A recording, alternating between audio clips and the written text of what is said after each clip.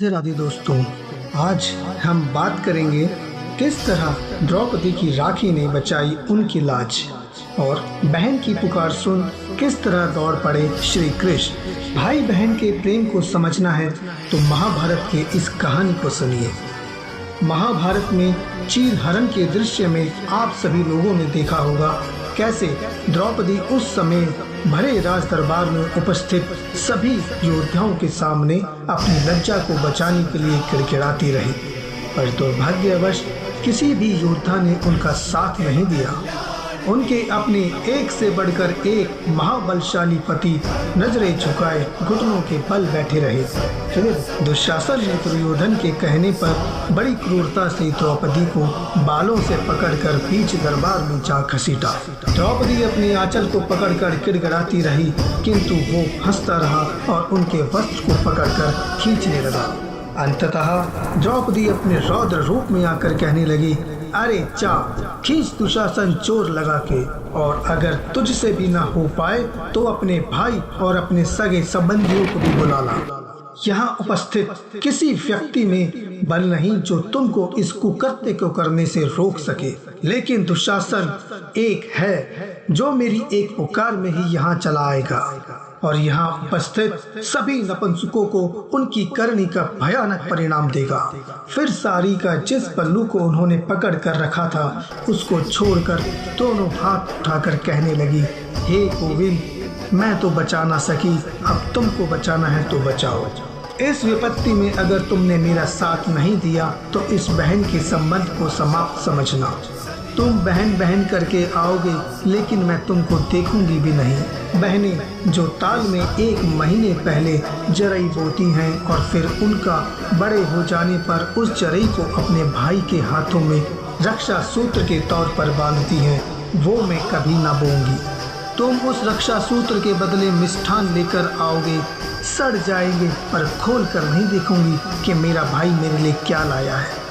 यह सब बातें द्रौपदी अपने मन में कान्हा से बोल रही थी। इतना सुनते ही कान्हा दौड़ पड़े, सबसे आगे वस्त्र, फिर कन्हैया और फिर उनका वाहन करूर। कृष्ण के वाहन करूर का वेग मन की गति से भी तेज है, किंतु आज अपनी बहन की पुकार सुनकर कन्हैया गरुड़ को छोड़ पैदल ही दौड़ पड़े कि कहीं एक पल की भी देरी ना हो जाए। जिस किसी ने भी इस दृश्य को देखा कहने लगा, यह 3 यान एक साथ इतनी परम गति से कहाँ जा रहे हैं। फिर कृष्ण अदृश्य रूप में राजभवन में खड़े हो गए और उनका वस्त्र द्रौपदी से जा लिपटा। दुशासन वस्त्र खींचने में लगा है किंतु वस्त्र खत्म होने का नाम नहीं लेता। यह देखकर दुर्योधन कहता है, खींच दुशासन, जोर लगा और खींच। फिर द्रौपदी कहती है, अब दुशासन से ना हो सकेगा दुर्योधन, तू भी आकर जोर लगा ले, और यदि तुझसे भी ना बन सके तो अपने अंधे बाप को भी ले आ, क्योंकि अब मेरा भाई आ चुका है। कृष्ण एक ओर से साड़ी बढ़ा रहे हैं और दूसरी ओर से मुस्कुराते हुए द्रौपदी को देख रहे हैं। कह रहे हैं, बहन मैं आ गया हूँ, चिंता मत कर, तुम मुझसे नाराज तो नहीं होना। देखो जैसे ही मैंने तुम्हारी पुकार सुनी मैं एकदम दौड़ा चला आया, मैं रास्ते में कहीं रुका भी नहीं। मेरा वाहन गरुड़ अभी मेरे से पीछे है, मैंने रास्ते में कहीं विश्राम, कहीं पानी तक नहीं पिया।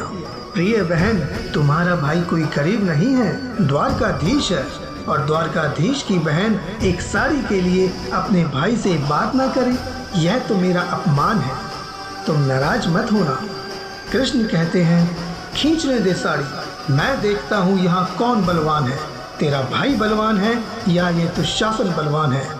द्रौपदी की साड़ी तो खुल ना सकी, पर वहाँ उपस्थित सभी के वस्त्र कृष्ण ने एक झटके में उतार दिए और सभी को भरे दरबार में निर्वस्त्र कर दिया और दिखा दिया, जो किसी और की लज्जा उतारता है या उसमें शामिल होता है, सबसे पहले उसकी खुद की लज्जा गिर जाती है।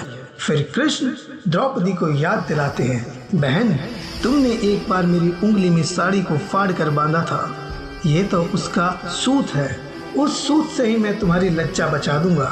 तुम्हारा कर्ज भाई के ऊपर जिंदगी भर बना रहेगा, वो कर्ज उतरने वाला नहीं है। तो ये है भाई बहन का प्रेम। आशा करता हूँ आप सभी भाई भी अपनी बहनों से इतना ही प्यार करते होंगे। यह वीडियो आपको कैसा लगा कमेंट करके जरूर बताइएगा। और अगर अभी तक आपने हमारे इस चैनल को सब्सक्राइब नहीं किया है तो प्लीज़ कृपया करके हमारे इस चैनल को सब्सक्राइब कर लें और इस वीडियो को ज़्यादा से ज़्यादा लोगों तक शेयर करें। जय श्री कृष्णा, श्री राधे राधे।